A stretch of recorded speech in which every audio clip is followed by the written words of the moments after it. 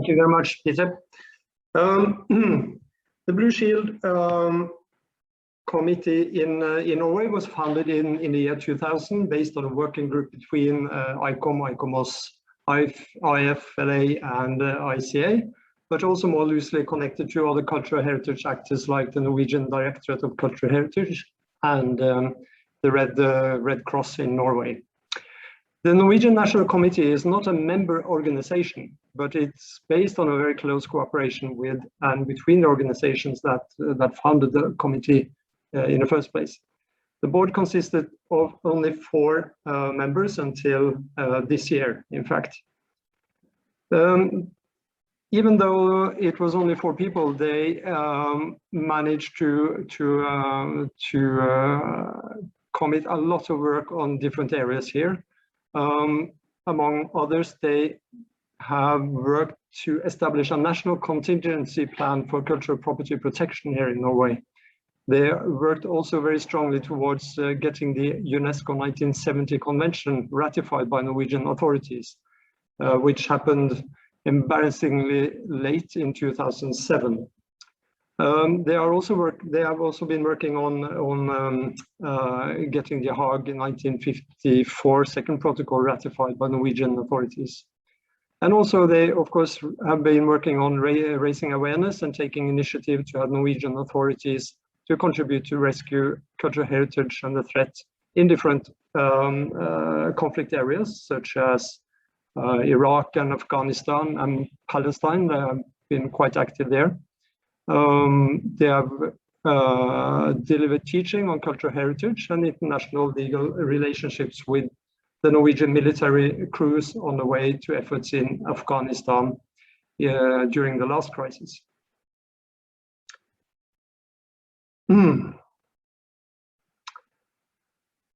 We have been through a reorganization in 2021, this year, this spring. And following the process of a re-accreditation of the national committees of the Blue Shield in 2019, we started working also on a new national strategy in 2020 and decided also to expand the banks of activities. This made it necessary to reorganize the board, and it now consists of 8 working board members, 2 from each of the founding organizations. We have made new statutes, a new board, revised strategy, work program, and individual responsibilities defined each board member. This was all done during the spring, this last spring. I would say that the expansion of the board has supplied us with broader expertise and links us closer to the relevant networks for cooperation in our focus areas. And next, I will give some examples on how this is reflected in our new strategy and exemplify with some key areas of engagement we will be following up in our program in 2021. This is the major priorities in our strategy, of course, in accordance with the overarching strategy of the Blue Shield International. This is in order of priority, as I say, so you can see what we are putting our efforts into. More interesting, perhaps, is of course the work program. And as I said, each board member is assigned with specific responsibility for specific tasks. And this is, of course, based again on professional background and the networks available to each of us. I mentioned some activities here. We are acting as expert advisors to the Ministry of Culture regarding the export regulations of cultural goods, which is, of course, very important regarding looting and illicit trafficking. We are also working within the Nordic area to formalize the cooperation with the other Blue Shield committees and also other relevant actors in the field of cultural property protection. Of course, ICOM is a key organization here. We are involved now in the revitalizing of the implementation of the Hague 1954 and the protocols, which is a work going on now. I will come back to that. We are also about to formalize the cooperation with the armed forces with their Council of Ethics. We see that as quite important. We will also participate or continue to participate on the annual National Risk Preparedness Conference. And also we are planning to do a survey of contingency plans in the public sector in Norway.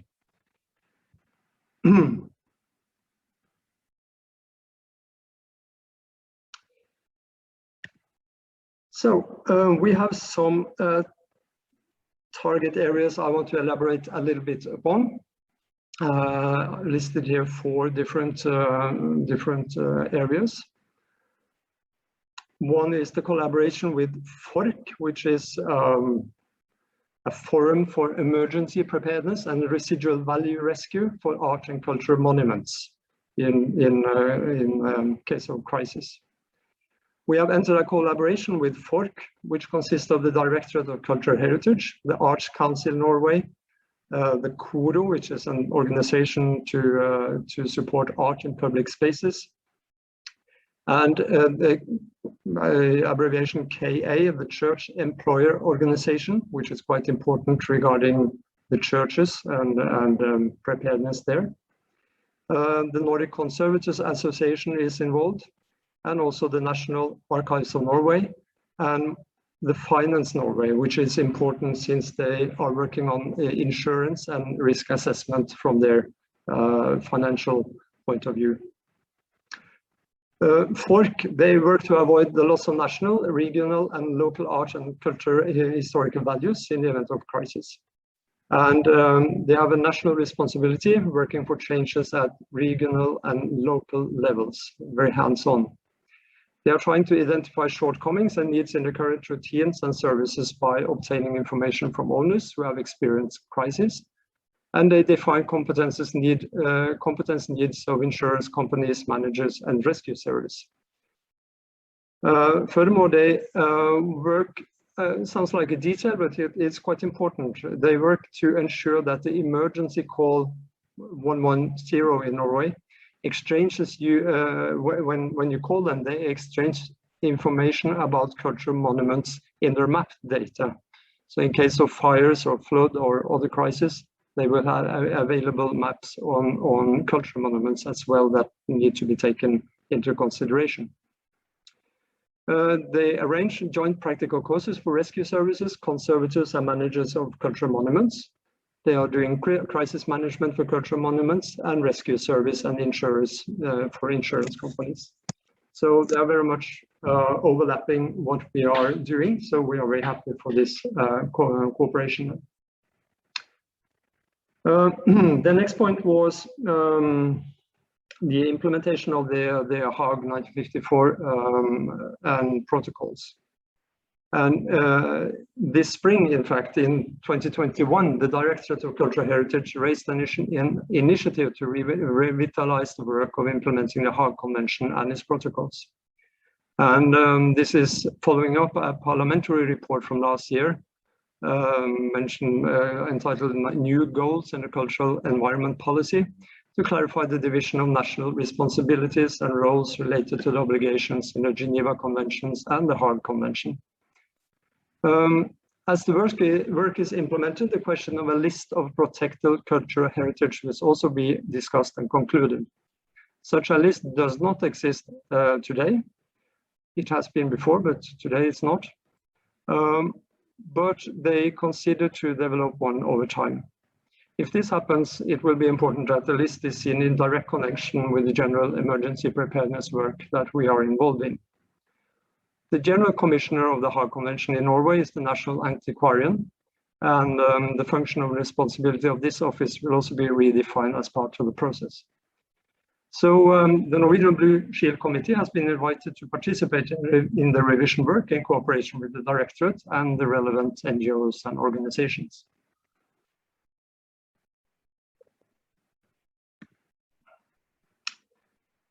The third point on the list is looting and trafficking. Blue Shield here in Norway is part of a national and Nordic effort to the prevention of crime against cultural property. And as we know, this will always be an important field that demands our attention constantly.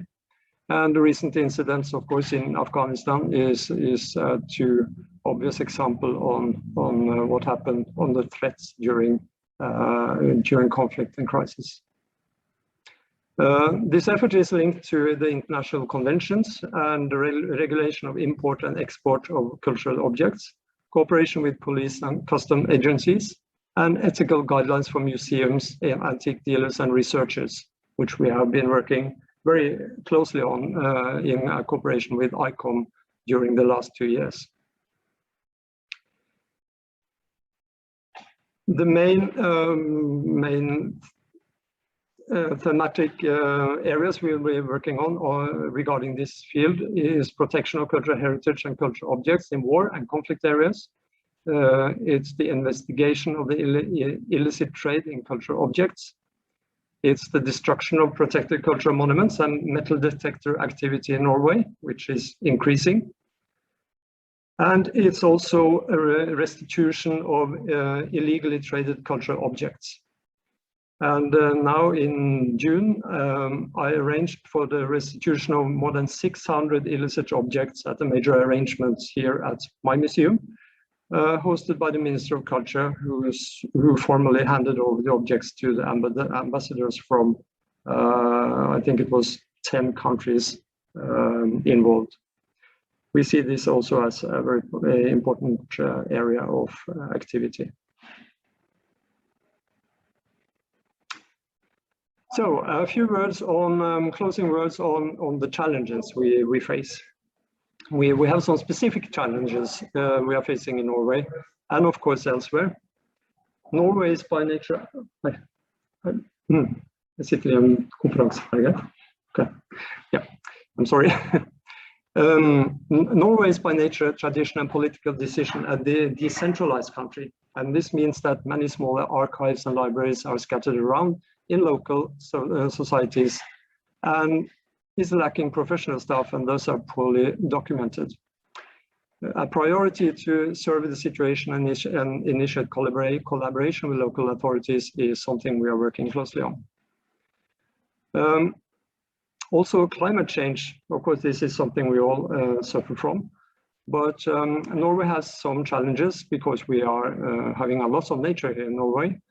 29,000 kilometers of coastline towards the stormy waters of the Norwegian Sea and the Barents Sea. And we are exposed, as many others, to flooding, extreme rainfall, landslide, and forest fires.